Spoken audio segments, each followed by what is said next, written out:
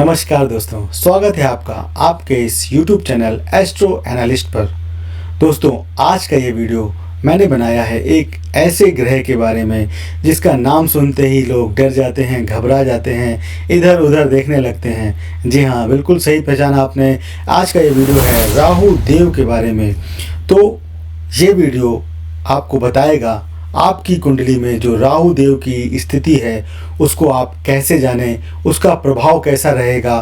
तो 1 से लेकर 12 तक सभी भावों पर, सभी घरों पर राहु देव का प्लेसमेंट कैसे प्रभाव देगा, राहु देव का प्रभाव हर एक घर में, उसका उपाय, ये सब आप जानेंगे आज के इस वीडियो में। तो वीडियो बहुत ही इंटरेस्टिंग होने वाला है, आपके काम का होने वाला है।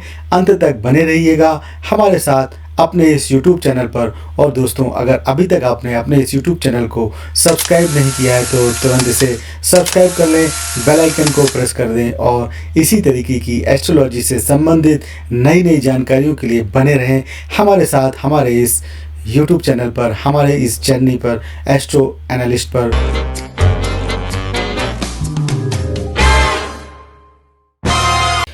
अब राहु देव के बारे में मैं आपको क्या बताऊं।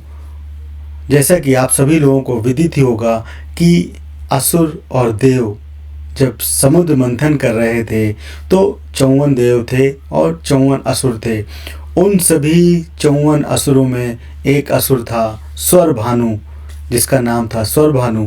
वो सभी असुरों में सबसे योग्य, सबसे चतुर, सबसे चालाक था। तो हुआ ये था कि जब सागर मंथन करने के बाद जब अमृत निकला तो देवताओं ने, या ये कहें कि हमारे विष्णु देव जी ने, ये इन सभी असुरों को गाने बजाने पे, मदिरा पान पे लगा दिया कि चलो पार्टी करते हैं, सब कुछ एंजॉय करते हैं। तो असुर जो हैं वो सब पार्टी करने में मस्त हो गए। और उन असुरों में से जो स्वरभानु था, जो सबसे तेज दिमाग का था, उसने देवताओं का रूप धर के देवताओं की लाइन में चला गया और वहाँ बैठ के उसने अमृत का पान कर लिया। और वहीं पर विष्णुदेव चाहते तो विष्णुदेव खुद ये सब चीज़ें जानते थे, परंतु उन्होंने इसको सूर्य और चंद्र के हाथों करवाया और सूर्य और चंद्र ने इशारा किया कि कोई असुर हमारे यहाँ पर घुस आया है। और उसी समय भगवान विष्णु ने उनके कहने पर अपने सुदर्शन चक्र से उसका गला कलम कर दिया। तो जो सर हुआ वो हमारे राहु देव हुए। मतलब इनके पास अपना शरीर नहीं है, ये खुद कुछ काम नहीं कर सकते, ये आपकी बुद्धि पे हावी होकर आपसे वो काम करवाते हैं। और जो सर के नीचे का हिस्सा जो हुआ वो केतु देव बने। तो केतु देव के पास दिमाग नहीं था परंतु बॉडी पूरी थी। तो केतु देव के पास पावर थी, शक्ति थी और उनके पास साहस था, परंतु उनके पास दिमाग नहीं था। राहु देव के पास दिमाग था। तो जो स्वरभानु नाम का चतुर दैत्य था, जो कि देवताओं को भी मूर्ख बनाकर उनके पास जाकर अमृत पान कर लिया था, उसी स्वरभानु के जो 2 हिस्से हुए, उन्हीं में से एक हिस्सा जो दिमाग वाला था उसको राहु देव बोलते हैं। इसको ड्रैगन हेड भी कहा जाता है और इसको सभी ग्रहों में सबसे भयंकर, सबसे विनाशकारी, सबसे खराब माना जाता है। परंतु ऐसा नहीं है। मैंने अपने पुराने एक वीडियो में आपको बताया है किस तरीके से आप राहु की पॉजिटिव एनर्जी का यूज़ कर सकते हैं, किस तरीके से आप राहु को आपकी कुंडली में अच्छा कर सकते हैं, किस तरीके से आप राहु के सभी दोषों को दूर कर सकते हैं। तो अब मैं अपने इस वीडियो में आपको बताऊंगा कि हर एक कुंडली के हर एक भाव, हर एक ग्रह में राहु का प्लेसमेंट आपको कैसे असर देगा, आपको उसके लिए क्या उपाय कर रहे हैं और कैसे आपको उसके साथ डील करना है, कैसे आपको जानना है कि राहु आपकी कुंडली में किस घर में कैसा परिणाम दे रहा है। तो सबसे बात आती है पहले घर की। तो जब राहु देव आपकी कुंडली के पहले घर में होते हैं तो पहला घर आप खुद हो गए, पहला घर दिमाग हो गया। और राहु देव भी क्या है?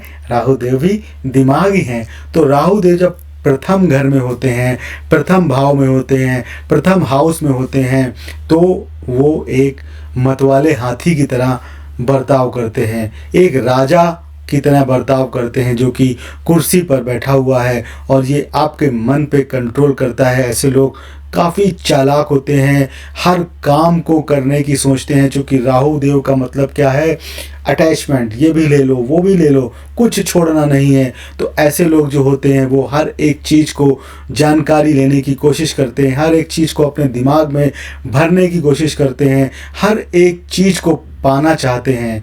और अगर राहु यहाँ पर आपको खराब परिणाम दे रहा है तो 42 साल के बाद वो सारे खराब परिणाम खत्म हो जाते हैं। अब चूंकि राहु पहले घर में है तो दृष्टि कहाँ पड़ी, 7वें घर पर। 7वां घर किसका हुआ, आपके स्पाउस का। तो ऐसी परिस्थिति में क्या हो सकता है कि आपके जीवन साथी के साथ आपके जो रिश्ते हैं वो अच्छे नहीं हो सकते हैं। परंतु यहाँ पर केतु देव बैठे होते हैं तो अगर आपका जो स्पाउस है वो धार्मिक प्रवृत्ति का होगा। क्योंकि राहु अटैचमेंट है, केतु डिटैचमेंट है। राहु जितना लेने की कोशिश करता है, केतु उतना ही छोड़ने की कोशिश करता है। तो अगर आपकी जो स्पाउस है वो धार्मिक है तो फिर आपके रिलेशन अच्छे होंगे। और राहु देव की ये जो पोजीशन है उस पोजीशन से दुश्मन भी आपसे घबराते हैं। आपको हर एक चीज़ का जानकारी होती है, आप हर एक चीज़ की जानकारी लेने की कोशिश करते हैं। परंतु राहु देव की जो ये स्थिति होती है वो हर एक चीज़ को लेने की कोशिश तो आप करते हैं परंतु हर एक चीज़ को ले नहीं पाते हैं। ये भी वो भी, ये भी वो भी, ऐसा करने के चक्कर में आप कोई भी एक चीज़ पूरी तरीके से, अच्छी तरीके से पूरी नहीं कर पाते हैं। और होता ये है कि आप चीज़ों को बदलते रहते हैं, नौकरियों को बदलते रहते हैं और हो सकता है कि उसकी वजह से आप किसी भी काम को अच्छी तरीके से करने में सक्षम ना हो। अब यदि शुक्र 7वें घर में हुआ तो व्यक्ति के अमीर होने की संभावना काफ़ी ज़्यादा रहती है, क्योंकि वो शुक्र का अपना घर है। लेकिन अपनी पत्नी की पीड़ा के ऊपर, क्योंकि राहु की दृष्टि है आपकी 7वें घर पर, तो आपकी वाइफ या आपके स्पाउस के साथ आपके रिलेशन उतने अच्छे नहीं हो पाएंगे। अब राहु के नकारात्मक प्रभावों को दूर करने के लिए, जो राहु का प्लेसमेंट है प्रथम भाव पर, उसके जो नकारात्मक प्रभाव हैं उनको दूर करने के लिए कुछ उपाय मैं आपको बताता हूँ, वो आप उपाय करिए। तो नंबर 1 है गेहूँ, गुड़ और तांबे का आप दान करिए। इन तीनों को आप एक तांबे के पात्र में रख दीजिए और रविवार को बहते हुए जल में प्रवाहित कर दें। नीले रंग के कपड़े पहनने से बचें। गले में एक चांदी की चेन पहन लें और नारियल को बहते हुए पानी में बहा दें। नारियल के ऊपर एक नीला धागा लपेटें, उसको 7 बार अपने ऊपर से एंटी क्लॉकवाइज घुमाएं और राहु देव का मंत्र ओम राम राहवे नमः का पाठ करके 108 बार आप बहते हुए जल में उसको प्रवाहित कर दें और उसको फिर पीछे मुड़ के मत देखें। इस तरीके से आप अगर पहले भाव में राहु देव बैठकर आपको खराब परिणाम दे रहे हैं तो वो आपको नहीं मिलेंगे। अब राहु जब दूसरे घर में होता है तो आपको धन के प्रति अटैचमेंट कराता है, आपके कुटुंब के प्रति आपका अटैचमेंट कराता है, खाने पीने के प्रति अटैचमेंट करवाता है। आपको खाने पीने का इतना शौक होगा, आपको धन के पीछे आप पागलों की तरह भागेंगे और इन सब चीज़ों के प्रति आपके मन में एक खास अटैचमेंट होगा। और वहीं केतु देव जो होंगे वो 8वें घर में बैठकर आपको ऑकल्ट साइंस की तरफ ले जाने की कोशिश कर रहे होंगे, क्योंकि केतु देव ऑकल्ट के देव माने जाते हैं, ज्योतिष के देव माने जाते हैं, एस्ट्रोलॉजी के देव माने जाते हैं। तो यहाँ पर बैठकर केतु देव आपको ऑकल्ट की तरफ ले जाने की कोशिश करेंगे और राहु देव दूसरे भाव में बैठकर आपको धन के प्रति, आपके कुटुंब के प्रति और इन सब चीज़ों के प्रति, भोजन के प्रति, खान पान के प्रति एक अटैचमेंट कराने की कोशिश करेंगे। आप ये सब चीज़ें पाने के लिए ताउम्र पूरी ज़िंदगी कोशिश करते रहेंगे। हो सकता है आपको मिल भी जाए, परंतु at the end of the day होगा वही ढाक के 3 पात, आप जहाँ से थे वहीं पर ही आप रह जाएंगे। चूँकि राहु देव जो हैं वो भ्रम पैदा कराने का काम करते हैं और यहाँ पर बैठकर वो आपको इन सब चीज़ों के प्रति भ्रम पैदा कराएंगे और यहाँ पर वो आपको खुशहाल पारिवारिक जीवन का सुख भी नहीं लेने देगा, क्योंकि ये जहाँ पर जैसे ही आ जाएगा और जब आपकी दूसरे भाव में जब राहु देव होंगे और जब राहु देव की दशा अंतर्दशा आएगी तो वो आपको कुटुंब से अलग कर देंगे। आप अपने कुटुंब से दूर जाकर, हो सकता है आप अगर स्टूडेंट हो तो किसी हॉस्टल में चले जाएं, आप अगर जॉब करते हैं तो आपकी जॉब किसी दूसरी जगह पे लग जाए, जिससे आप अपने घर बार से अलग हो जाएं। यहाँ बात मैं कुटुंब की कर रहा हूँ, यहाँ आपके घर की बात नहीं कर रहा हूँ। घर का मतलब होता है आपकी फैमिली, कुटुंब का मतलब होता है आपके पूरा खानदान, मामा मौसी चाचा ताऊ ताई, ये सब कुटुंब होते हैं। जहाँ पर आप अपने शहर में अपने कुटुंब के साथ रह रहे होते हैं, वहीं आप अगर वहाँ से दूर चले जाते हैं तो आपका अपना घर होता है, जो एक न्यूक्लियर फैमिली होती है, हस्बैंड वाइफ बच्चे और माँ बाप, बस इतने लोग को घर कहते हैं, बाकी सबको कुटुंब कहते हैं। तो यहाँ पर अगर कुंडली में शनि पहले घर में है और बृहस्पति अनुकूल है तो सब कुछ सुचारू रूप से चलने की संभावना है। लेकिन यदि शनि भी दुर्बल हुआ तो प्रतिकूल प्रभाव भी हो सकता है। तो यहाँ पर उपाय ये दिया जाता है कि एक चांदी की छोटी बॉल अपनी जेब में रखें। विद्युत उपकरणों को आपको कभी भी किसी से उपहार के रूप में स्वीकार नहीं करना है। किसी भी इलेक्ट्रिक आइटम को आप गिफ्ट के रूप में स्वीकार न करिए। माता के साथ आपको संबंध अच्छे बनाए रखेंगे तो ये जो अवधि होगी, जो राहु का पीरियड होगा, वो आपके लिए अच्छे परिणाम देगा। इसके अलावा अगर आप सोने की एक छोटी सी ठोस गेंद रख सकते हैं या फिर चांदी के डिब्बे में रखा केसर भी आपको लाभ देगा। 3 उपाय बताए मैंने, चांदी की गेंद रखें छोटी सी, या फिर सोने की ठोस बॉल रखें, या फिर चांदी की डिब्बी के अंदर केसर रखें। यह आपको लाभ प्रदान करेगा। अब राहु तृतीय भाव में, कहा जाता है कि राहु की ये जो प्लेसमेंट होती है वो अच्छी मानी जाती है, क्योंकि राहु 3, 6 और 11 में आपको 3, 6, 10 और 11 में आपको अच्छे परिणाम देता है। अब राहु यहाँ पर जब जाता है तो व्यक्ति समाज में अच्छी प्रतिष्ठा पाएगा, कोई भी उसके सामने खड़ा नहीं हो पाएगा, क्योंकि ये घर होता है एफर्ट का, आपके कम्युनिकेशन का, आपके सोशल मीडिया का। तो आपकी समाज में जो प्रतिष्ठा होगी वो काफ़ी अच्छी होगी। कोई भी आपके सामने आसानी से खड़ा नहीं हो पाएगा। और अगर आप सोशल मीडिया से जुड़े कुछ काम करते हैं, यूट्यूबर वगैरह बनते हैं, तो आपको उसमें सफलता मिलेगी, क्योंकि यहाँ पर राहु बैठकर आपको एक मजबूत दूरदर्शिता, जो एक आई होती है दूर देखने की, वो आपको मिलेगी। और इसके अलावा यहाँ पर राहु देव बैठकर आपकी कलम में जो है वो तलवार से भी तेज धार प्रदान करते हैं, और वे काफ़ी लंबी आयु भी होती है। राहु की जो तीसरे घर में प्लेसमेंट होता है वो आपको एक लंबी आयु देता है, क्योंकि केतु देव जो होते हैं वो 90 में पहुंच जाते हैं।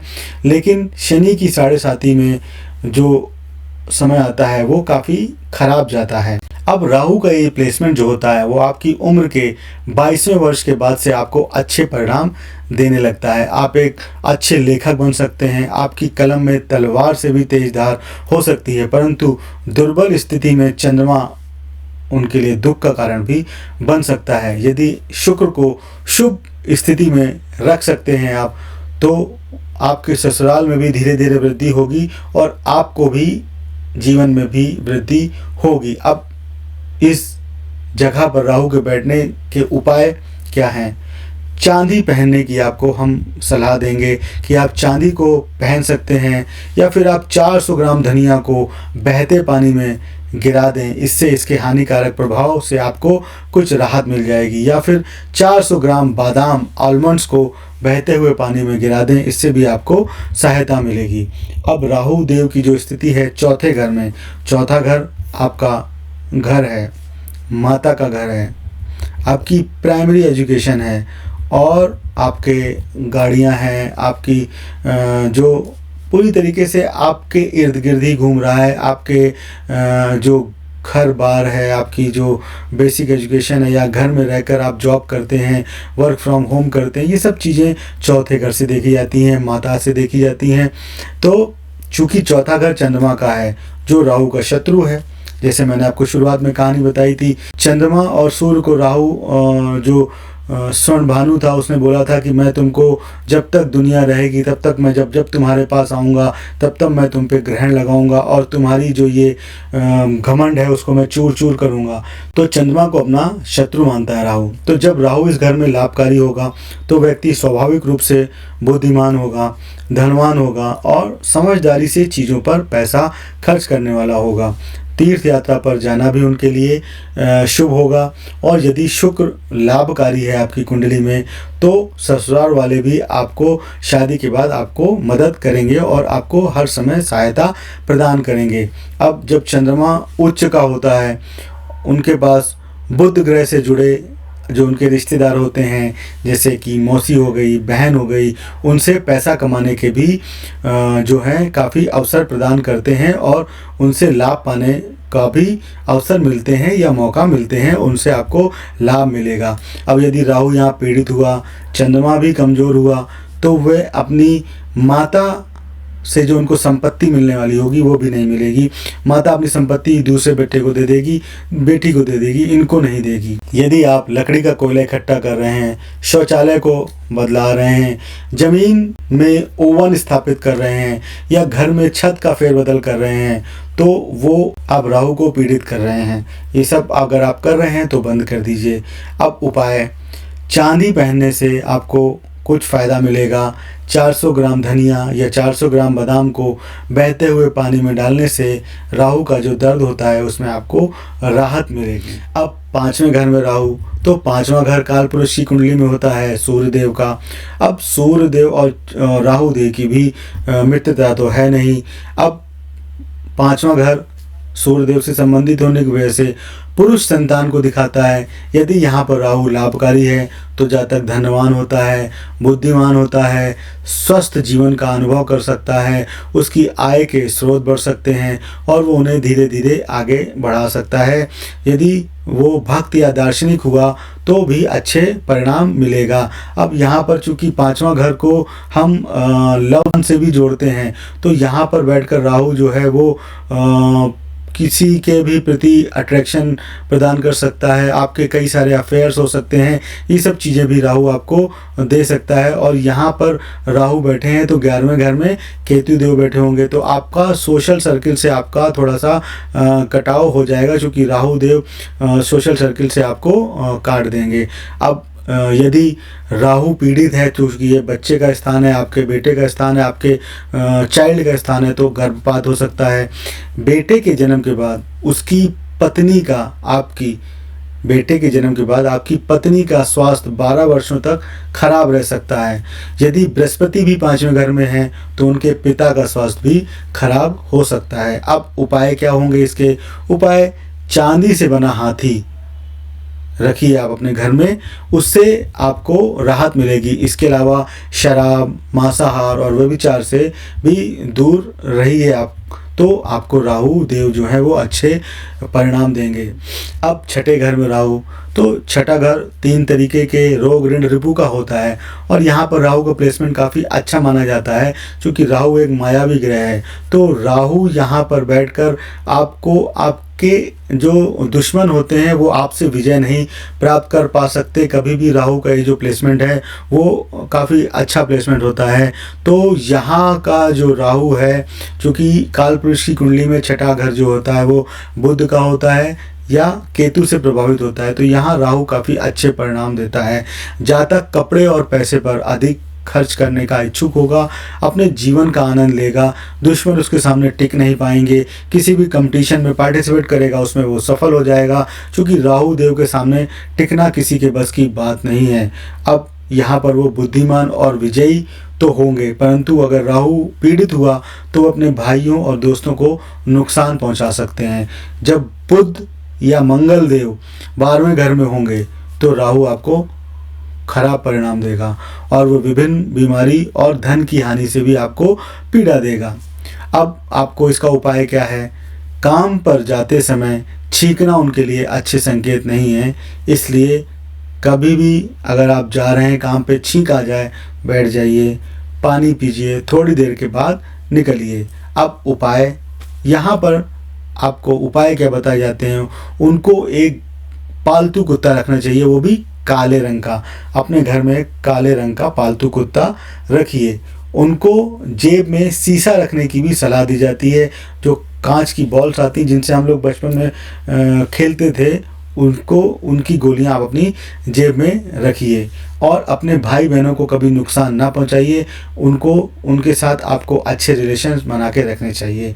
इससे राहु यहाँ आपको अच्छे परिणाम ही देगा। अब राहु देव जब 7वें घर में आते हैं तो 7वां घर आपकी स्पाउस का होता है, पार्टनर का होता है, पार्टनरशिप्स का होता है, डेली व्यापार का होता है, डेली इंटरेक्शंस का होता है। तो 7वें घर में जब राहु होंगे तो वो आपको इन सब चीज़ों के प्रति आपको अटैच कर देंगे। आप अपनी बीवी से, अपने स्पाउस से इतना प्यार करेंगे कि आप उसके लिए दुनिया छोड़ देंगे। आप वो इंटरकास्ट होगी तो आप कहोगे कि मैं सबको छोड़ दूंगा, अपने घर परिवार सबको छोड़ दूंगा, मैं तेरे साथ ही रहूँगा, मैं तेरे से इतना प्यार करता हूँ। तो किसी भी चीज़ के प्रति अटैचमेंट राहु ग्रह देते हैं। तो 7वें घर में जब राहु देव होंगे तो वो आपको अमीर बनाएंगे। लेकिन आपकी जो बीवी होगी, जो आपके स्पाउस होंगे, वो उनका स्वास्थ्य थोड़ा सा खराब हो सकता है।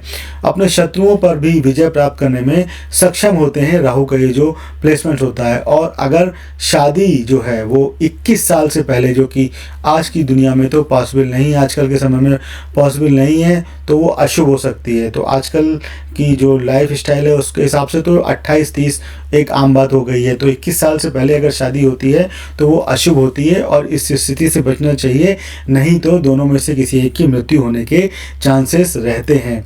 अब सरकार के साथ भी उनके संबंध जो है वो अच्छे होते हैं। लेकिन अगर वो किसी बिजली के उपकरण से संबंधित काम कर रहे हैं तो उसमें उनको नुकसान ही होगा, उसमें उनको फ़ायदा नहीं होगा। और ऐसी भी संभावना रहती है राहु के यहाँ प्लेसमेंट से कि उनको सरदर्द भी हो सकता है। अब उपाय, 21 साल से पहले शादी नहीं करनी है आपको, और किसी बहती हुई नदी में 6 नारियल आपको प्रवाहित कर देने हैं, पीछे मुड़ के उनको नहीं देखना है। अब 8वें घर में राहु का क्या प्रभाव होता है? चूंकि 8वां घर मंगल और शनि से संबंधित है, 8वां घर ऑकल्ट से संबंधित है, 8वां घर किसी भी गुप्त ज्ञान से संबंधित है। तो यहाँ पर जब राहु देव होंगे तो वो आपको एस्ट्रोलॉजी की तरफ भी ले जा सकते हैं और आप एस्ट्रोलॉजी के हर एक ज्ञान को प्राप्त करने की कोशिश करेंगे, हर एक ज्ञान को जानने की कोशिश करेंगे और आप बहुत हद तक एस्ट्रोलॉजी को सीख भी लेंगे। क्योंकि राहु देव जो है वो किसी भी काम को करने की क्षमता रखते हैं, किसी भी चीज़ को पाने की क्षमता रखते हैं। तो जब 8वें घर में राहु होंगे तो वो आपको किसी गुप्त ज्ञान की तरफ, किसी भी ऑकल्ट साइंस की तरफ ले जाने की कोशिश करेंगे, या फिर अगर आप मेडिकल फील्ड में हैं तो आप उसमें घुसने की कोशिश करेंगे, या फिर अगर आप पुलिस, सीबीआई या फिर इंश्योरेंस फील्ड से जुड़े हुए हैं तो आप उसमें घुसने की कोशिश करेंगे। अब चूंकि 8वां घर खराब माना गया है और मंगल और शनि से संबंधित माना गया है, तो यदि मंगल लाभकारी है, पहले या 8वें घर में ही है और शनि को भी 8वें घर में भी रखा गया है, तो जातक को भरपूर अमीर बना सकता है राहु का ये प्लेसमेंट। अब ज़्यादातर 8वें घर में राहु खराब प्लेसमेंट ही माना जाता है और ख़राब प्रभाव ही देता है। तो इसके उपाय क्या हैं? चांदी का एक चौकोर टुकड़ा रखने से नकारात्मकता दूर होती है, जो निगेटिविटी होती है वो दूर होती है। तकिए के नीचे सौंफ रखने से भी आपको राहत मिलती है। कई बार ऐसा होता है कि 8वें घर में राहु के होने से आपको एकदम से कुछ बीमारी लग जाएगी जिसको कोई डॉक्टर भी नहीं जान पाएगा कि कौन सी बीमारी है। तो उस स्थिति में जो सौंफ होती है, जो बच्चे खाते हैं, रंग बिरंगी जो सौंफ होती है, उसको आप अपने तकिए के नीचे रख के सोइए। इससे आपको जो एकदम से कोई बीमारी लग गई है वो बीमारी तत्काल प्रभाव से ख़त्म हो जाएगी, या कोई भी आपको परेशानी सता रही है तो तत्काल प्रभाव से दूर हो जाएगी। और बिजली विभाग में आपको काम करने की सलाह नहीं दी जाती अगर राहु का प्लेसमेंट यहाँ पर है। अब 9वें घर में राहु, तो 9वां घर लॉन्ग डिस्टेंस ट्रेवल का होता है। 9वां घर आपके धार्मिकता का होता है, आपके धर्म का होता है, आपके हायर एजुकेशन का होता है। तो जब राहु का प्लेसमेंट यहाँ पर होगा तो ये घर बृहस्पति देव से संबंधित है, और इस घर में राहु के होने से यदि व्यक्ति अपने भाई बहनों के साथ अच्छे संबंध रखता है तो ये उसके लिए काफ़ी फलदायी साबित होगा। और अगर वो उनके साथ अच्छे प्रभाव नहीं रखता, अच्छे संबंध नहीं रखता, तो प्रतिकूल प्रभाव भी डाल सकता है। इसके अलावा यदि वो धार्मिक है तो यहाँ पर अच्छे परिणाम देगा। यदि वो धार्मिक नहीं हुआ तो उनकी संतान उन्हें जो है वो अच्छे रिजल्ट्स नहीं देगी या संतान उन्हें प्रभावित नहीं कर पाएगी। इसके अलावा शनि देव से संबंधित पेशा लाभदायक रहता है जब 9वें घर में राहु होता है। यदि बृहस्पति 5वें या 11वें घर में हुआ तो व्यक्ति अच्छा लाभ पाएगा। यदि 9वें घर में राहु अशुभ है तो पुत्र होने की संभावना कम हो जाती है और रक्त से संबंधित कोई विकार होने की भी संभावना होती है। हो सकता है कि अदालत भी आपको जाना पड़ जाए। इसके अलावा राहु 9वें और पहले घर में अगर खाली है तो उनके स्वास्थ्य पर भी प्रतिकूल प्रभाव पड़ता है। यहाँ पर राहु के साथ कोई और ग्रह हुआ तो वो आपके लिए अच्छा रहेगा। सामाजिक प्रतिष्ठा और मनोवैज्ञानिक समस्याओं का भी निराकरण यहाँ पर राहु का जो प्लेसमेंट होता है वो आपको देता है। आप किसी को भी ऐसी सलाह देंगे तो वो आपकी सलाह उपयोगी साबित होगी और उसके लिए चमत्कार का काम करेगी। अब उपाय क्या है? यहाँ पर राहु देव के जो प्लेसमेंट है वो खराब अगर आपको प्रभाव दे रहा है तो उपाय क्या है? प्रतिदिन, चूंकि ये बृहस्पति देव से संबंधित घर है तो प्रतिदिन केसर से बना तिलक लगाने का आपको सुझाव दिया जाता है। सोना पहनने से आपको मानसिक शांति मिल सकती है। पालतू जानवर के रूप में कुत्ते को रखने की सलाह दी जाती है और ससुराल से अच्छे संबंध बनाए रखने की भी सलाह दी जाती है। अब 10वें घर में राहु, कहा जाता है कि 10वें घर में राहु अच्छे परिणाम देता है। चूँकि 10वां घर आपके व्यवसाय का होता है, 10वां घर आपकी आजीविका का होता है, 10वां घर आपके काम का होता है, 10वां घर आपके प्रोफेशन का होता है। तो यहाँ पर राहु आपको आपके प्रोफेशन के प्रति अटैचमेंट देता है। आप कोई भी काम करेंगे, अपना कोई भी जॉब करेंगे तो उसमें मन से जॉब करेंगे। कोई भी काम आप लेंगे एक बार तो उसको पागलों की तरह ख़त्म करके ही मानेंगे। तो किसी भी कंपनी में अगर कोई एम्प्लॉय ऐसा मिलता है जो पागलों की तरह कोई काम कर सकता है तो उसको वहाँ पर काफ़ी सम्मान मिलता है, प्रमोशन मिलता है और वो काफ़ी आगे तक जा सकता है। तो राहु देव का ये जो प्लेसमेंट है 10वें घर में वो अच्छा प्रभाव देगा। अब यदि शनि शुभ है तो व्यक्ति बहादुर और लंबे समय तक अमीर रहने वाला होगा।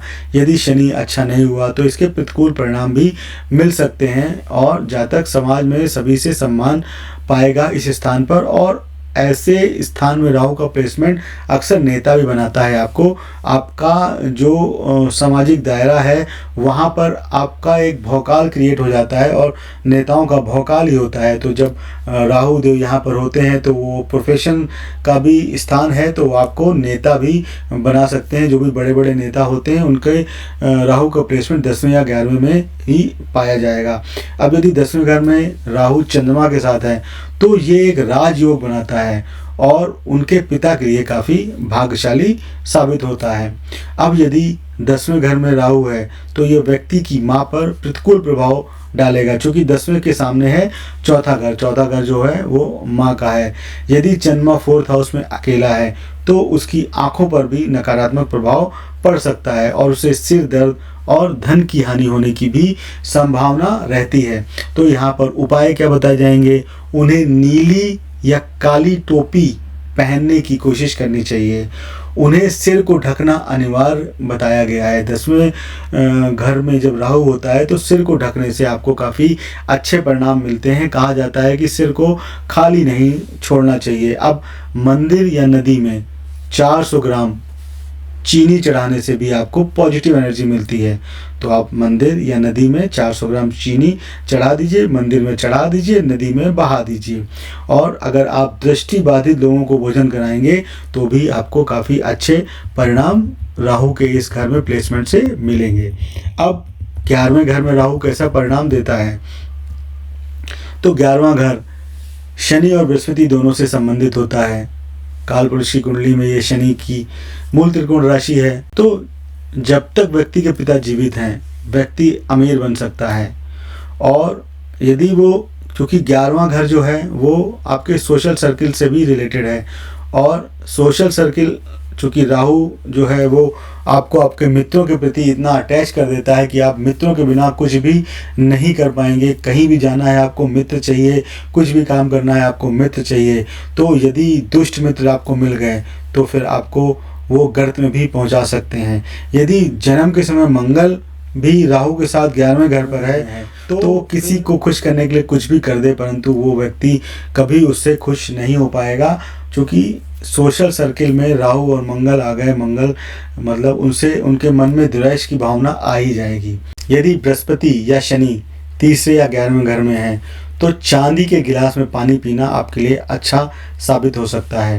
केतु 5वें घर में खराब परिणाम देता है, क्योंकि वो आपको आपके संतान से काट देता है, आपकी जो क्रिएटिविटी है उससे काट देता है। इसके अलावा वह कान, रीढ़ और मूत्र पथ से संबंधित बीमारियां आपको दे सकता है। केतु से संबंधित व्यवसाय अगर आप करेंगे तो आपको नुकसान होगा।